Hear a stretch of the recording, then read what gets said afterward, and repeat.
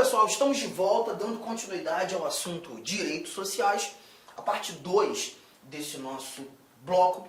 Bom, o que nós já vimos no bloco anterior? Os direitos sociais em espécie, artigo 6º, e nós já discutimos todos os incisos do nosso artigo 7º da Constituição, mas ainda falta um parágrafo único estabelecido nesse nosso artigo 7º, o parágrafo único que trata dos direitos sociais destinados tanto aos trabalhadores urbanos, tanto aos trabalhadores, aos trabalhadores domésticos, né? Nós vimos os incisos, todos aqueles destinados aos trabalhadores urbanos e rurais. Mas o parágrafo único traz essa recomendação. Vamos lá? São assegurados à categoria dos trabalhadores domésticos os direitos previstos nos incisos 6º,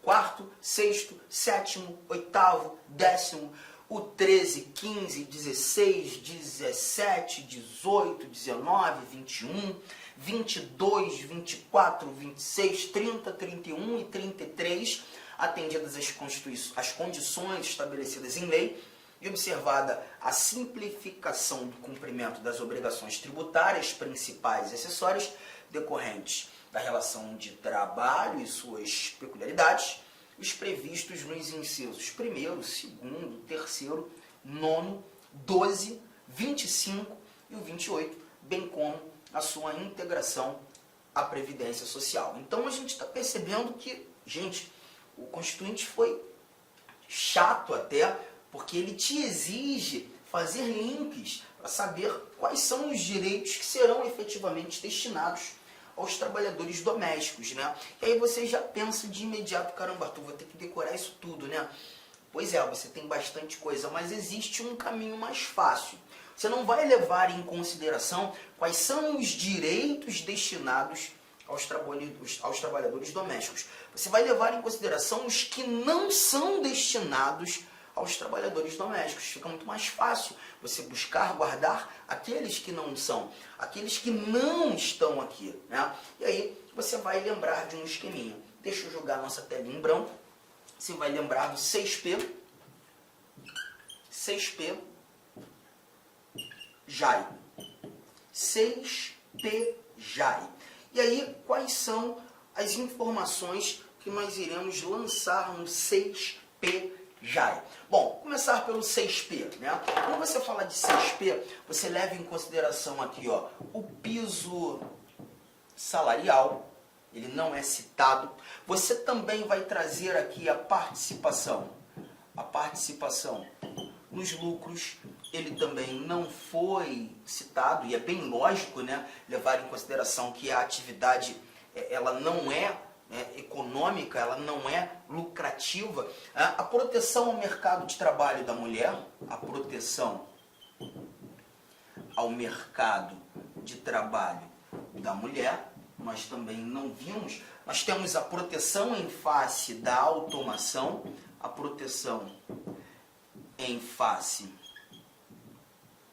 da automação, anotei aqui. Nós também teremos aqui deixa eu lembrar, a proteção, não, o prazo, aquele prazo prescricional, o prazo prescricional, lembra?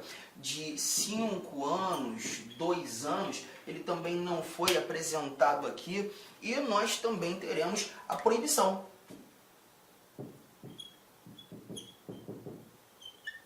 do trabalho, proibição de distinção, né?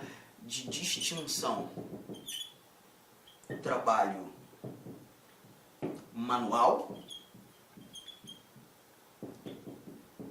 técnico e profissional, ou intelectual, desculpa, intelectual, ou dentre os profissionais. Então a gente já tem os 6 P's aqui, ó: piso salarial, participação nos lucros, proteção ao mercado de trabalho da mulher, proteção em face da automoção, o prazo prescricional, proibição de extinção de trabalho manual, técnico e intelectual. Para fechar, a gente tem aqui o JAI, 6P, JAI. Aqui você vai lembrar daquela jornada de 6 horas, turnos turnos ininterruptos, né? E também não faz muita... não tem relação ininterruptos. Não tem relação com o trabalho doméstico. O adicional de periculosidade, insalubridade e penosidade, e a igualdade do trabalhador com vínculo permanente. Deixa eu colocar logo o trabalhador permanente e avulso. Então, gente, muito importante você guardar todos esses dados que aqui estão. O 6PJAI, tá? Isso aqui facilita a nossa vida, facilita a nossa memorização. A gente percebe que são vários os direitos trabalhistas destinados aos trabalhadores domésticos. Vários são. E aí, com esse esquema, fica muito mais fácil nós lembrarmos quais não são. Quais não são. Apenas o 6PJAI para facilitar a nossa vida.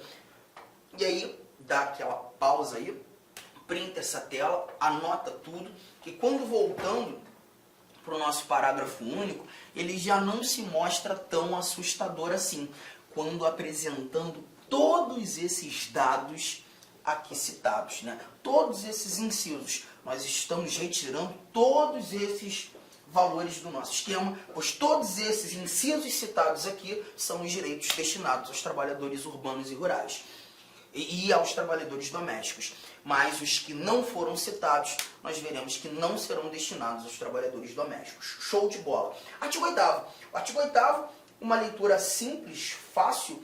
Aqui nós encontramos o seguinte: é livre a associação profissional ou sindical, observado o seguinte: a lei não poderá exigir a autorização do Estado para a fundação de sindicato. Eu já começo te mostrando esse dado importante. Não há necessidade de uma autorização do poder público para se criar, para se fundar um sindicato.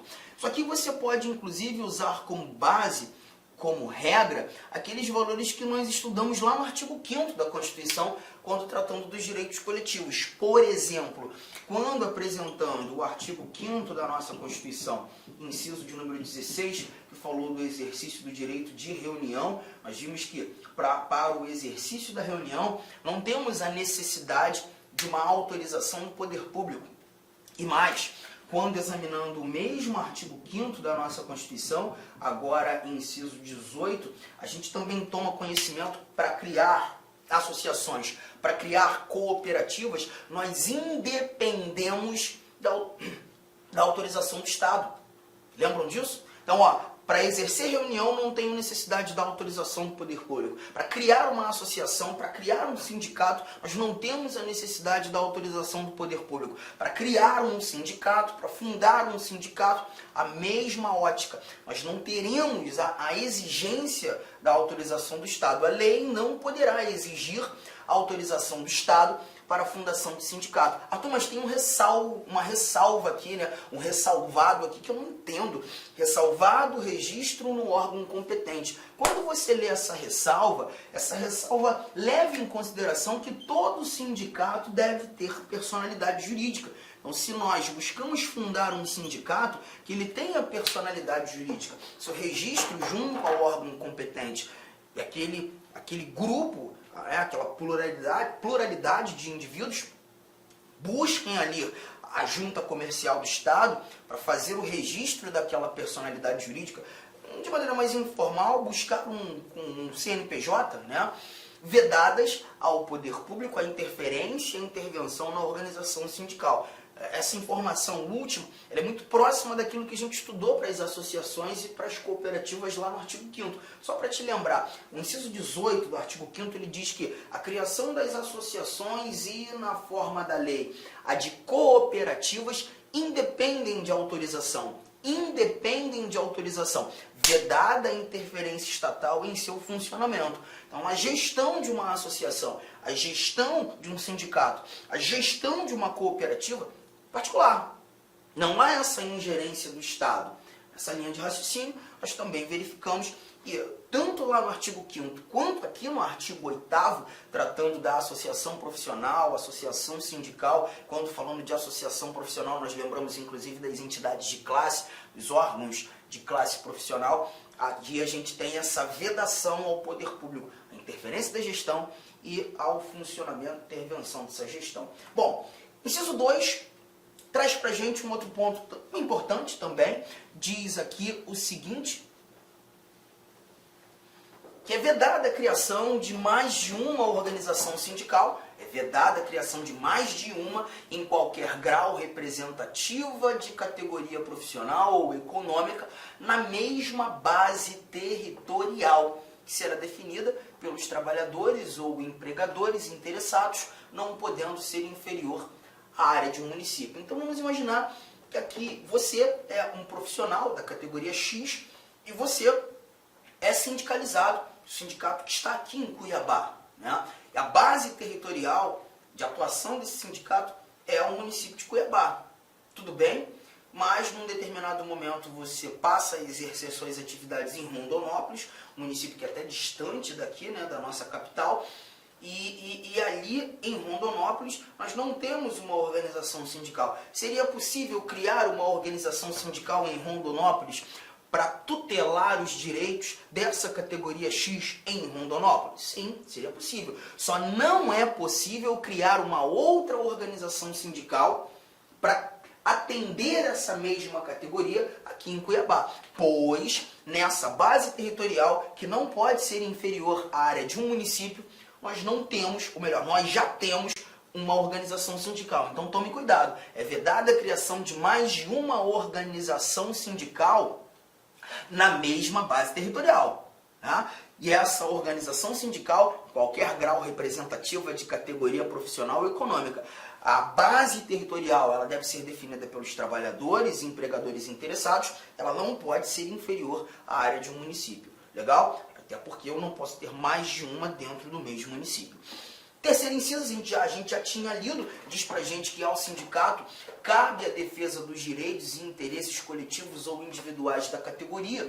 Nós vimos isso, inclusive, quando o sindicato atua em caráter obrigatório nas negociações coletivas, inclusive nas questões judiciais ou administrativas. Questões administrativas, tudo bem, Arthur. Eu vejo o sindicato brigando, muitas vezes, até em processos administrativos contra o poder público, questões previdenciárias, questões assistenciais, mas judicial, sim, quando nós estudamos, por exemplo, remédios constitucionais, quando nós estudamos o tal do mandado de segurança coletivo, nós vimos que as organizações sindicais, os sindicatos são legitimados, as entidades de classe são legitimadas à impetração dessa espécie de mandado de segurança, e quando assim agem, buscam tutelar os direitos dos seus sindicalizados, os direitos dos seus membros, atuando em questões judiciais.